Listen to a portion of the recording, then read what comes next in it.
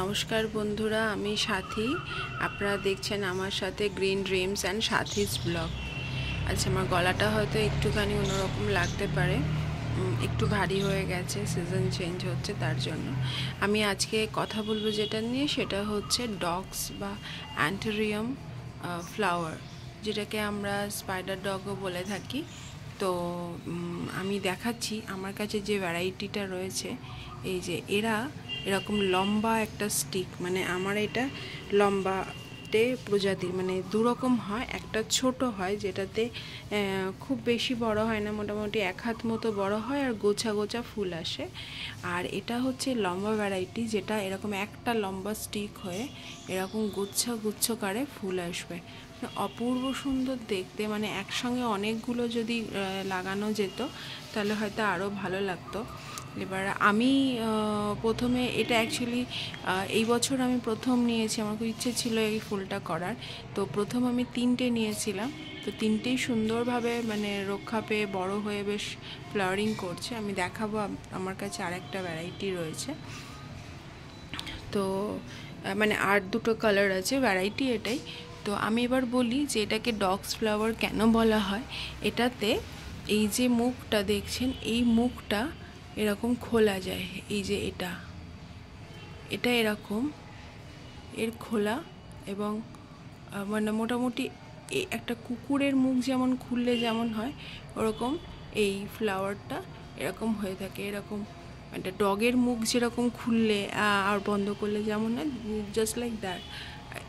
এটাই যে দেখা যাচ্ছে, এটা পুরো ওপেন খুলে গেছে।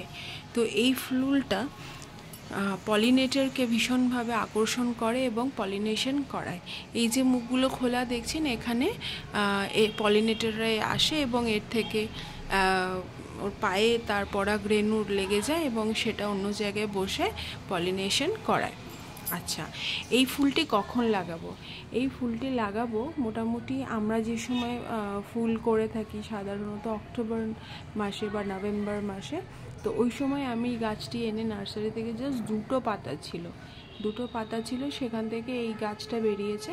তবে এটা কিন্তু একদম এক্সট্রিম ঠান্ডাতে ফুলটা হয় না, ফুলটা একটু লেট করে হয়, মানে ওরকম যেমন এটা মার্চ চলছে, তো মার্চ মাসে মোটামুটি ফেব্রুয়ারি আর মার্চ মধ্যে এই ফুলগুলো ব্লুমিং করে। ফেব্রুয়ারির মোটামুটি মিডল অফ ফেব্রুয়ারি থেকে মার্চের মধ্যে মোটামুটি ব্লুমিং করে যায় সব এই ফুলগুলো।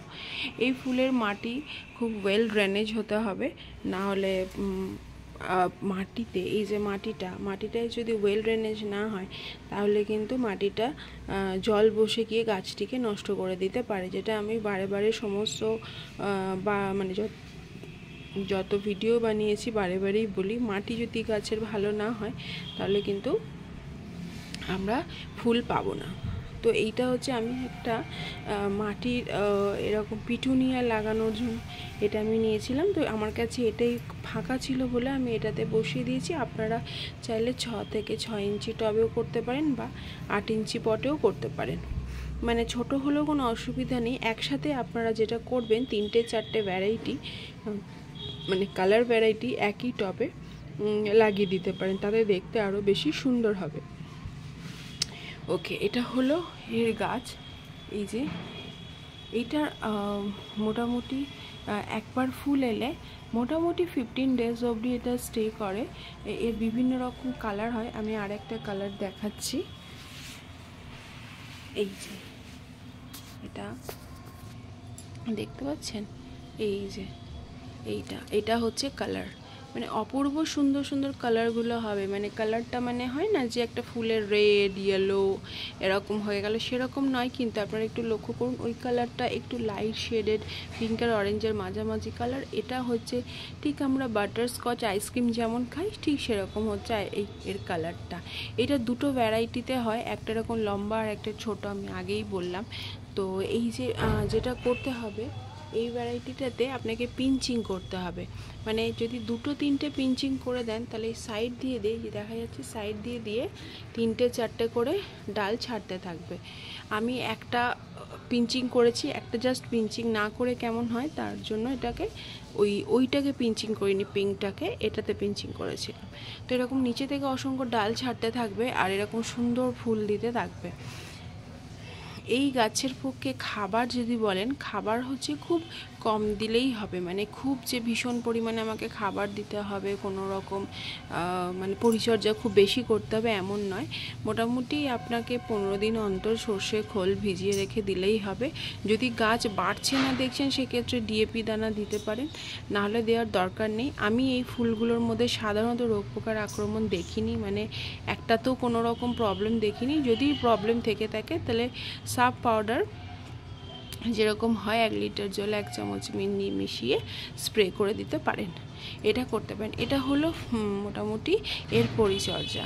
এটা আপনি যদি করেন এগুলো মার্চ মাস অবধি ফুল পেয়ে যাবেন।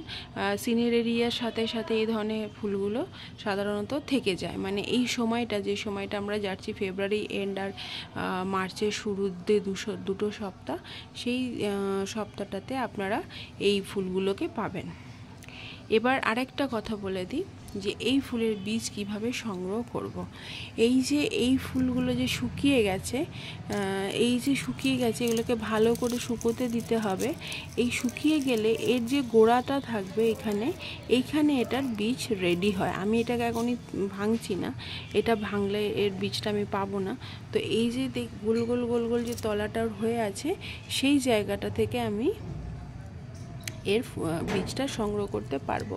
আমি দেখাচ্ছি আর একটা কালার আছে, এই যে আর একটি যেটা রয়েছে, এই যে এটা ফুলটা মোটামুটি ব্লুমিং হয়ে এটা নষ্ট মানে হয়ে গেছে, শুকিয়ে গেছে। তো আমি যেটা করব এখানে যেটা মোটামুটি এই ফুলটা যদি আমি ভাঙি, তো আমি আরেকটু পরের দিকে আমি এই যে শক্ত মতো যে জায়গাটা দেখা যাচ্ছে, এই যে শক্ত মতো এটা আর একটু ব্রাউন কালার হয়ে শুকিয়ে যাবে। ব্রাউন কালার হয়ে শুকিয়ে গেলে এখান থেকে আমরা এটাকে ভেঙে এর শীটপটটা বের করে নেব। সমস্ত ফুলের মতো এই ফুলেরও বীজ মোটামুটি তার গোড়াতেই থাকে, তবে হ্যাঁ, যদি দীর্ঘদিন ফুল পেতে চান তাহলে কিন্তু এই বীজটাকে হতে দিলে হবে না। মানে আরও যদি আপনি ফুল চাইছেন বা আরও ডগ ছাড়ুক সেটা চাইছেন, কারণ বীজ হয়ে গেলে সাধারণত গাছ কিন্তু জানান দিয়ে দেয় যে আমি এবছরের মতো নয় গাছটি মারা যায়, নয়তো গাছটি ফুল দেওয়া বন্ধ করে দেয়। তো আমি এটা রেখেছি কারণ এটা আমি আমার বীজটা চাই বলে আমি এর বীজটা এখান থেকে কালেকশন করব। তো এটা একটু শুকোলে আমরা এটা ভেঙে নিয়ে আমি বীজটা নিয়ে নেব, এইখান থেকে বীজটা নিয়ে ভেঙে বের করে নেব। এবং একটা ছোট কন্টেনারে, যে কন্টেনারটা একটুখানি ধুয়ে নেবেন গরম জলে ভালো করে রোদে শুকিয়ে নিয়ে, তার মধ্যে রেখে তার উপরে নাম লিখে রেখে দিতে পারেন, কিংবা কোনো একটা খামের মধ্যে ভরে রেখে সেই ফুলটার নাম লিখে ওপরে রেখে দিতে পারেন। তাহলে কি হবে, আমরা নেক্সট ইয়ারে যখন গাছটা করব তখন আমার কাছে হাতের কাছে আমার এই যে বীজটা সেটা থাকবে। এই সময়টা হচ্ছে সাধারণত ফুল গাছের বীজ কালেকশন করার টাইম। তো গাছ যদি আপনারা একটু তাড়াতাড়ি আগে থেকে যারা করেন বা করতে চান তারা কিন্তু নার্সারি আসা বসে থাকলে হবে না, কারণ কলকাতাতে অনেক জায়গাতেই কিন্তু খুব তাড়াতাড়ি চারা পাওয়া গেলেও কলকাতার আশেপাশে আমার মতো যারা থাকেন আসানসোল বা ধরুন অন্যান্য জায়গায় যারা রয়েছেন ওয়েস্ট বেঙ্গলে বিভিন্ন জায়গায় বা ইন্ডিয়ার বিভিন্ন জায়গায়, সেখানে চারা আস্তে আস্তে অনেকটা লেট হয়ে যায়। তো তারা কিন্তু এইভাবে বীজ সংগ্রহ করে রাখতে পারেন এবং বীজটাকে সংগ্রহ করে নেক্সট ইয়ারে আমরা মোটামুটি অক্টোবর মানে দিওয়ালি চলে যাওয়ার পর থেকে আমরা এই গাছের চারা তৈরি করতে পারি। আপাতত এই পর্যন্তই, আশা করি আপনারা বুঝতে পেরেছেন, আপনাদের হেল্প হয়েছে। যারা এই ফুল করতে চাইছেন তারা আমার ভিডিওটা দেখে যদি হেল্প হয়ে থাকে তো একটা লাইক করুন, কমেন্ট করুন, পাশে থাকা বেল আইকনটা প্রেস করুন এবং সাবস্ক্রাইব করে নোটিফিকেশন অল করে দিন। তাহলে আমার কাছে যে ভিডিও আছে বা আমি যে ভিডিও সময় মতো আপলোড করব আপনার কাছে সবার আগে পৌঁছে যাবে। আর একটা কথা বলে দিই, আপনাদের এত ভালোবাসা পাওয়ার জন্য অসংখ্য ধন্যবাদ। যারা আমার ভিডিও দেখেন তাদের সকলকেও আন্তরিক শুভেচ্ছা ও ভালোবাসা, এবং আমার পক্ষ থেকে তাদেরকে অনেক অনেক অনেক অনেক ধন্যবাদ। আজকের মতো এই পর্যন্তই, দেখা হচ্ছে পরের ভিডিওতে।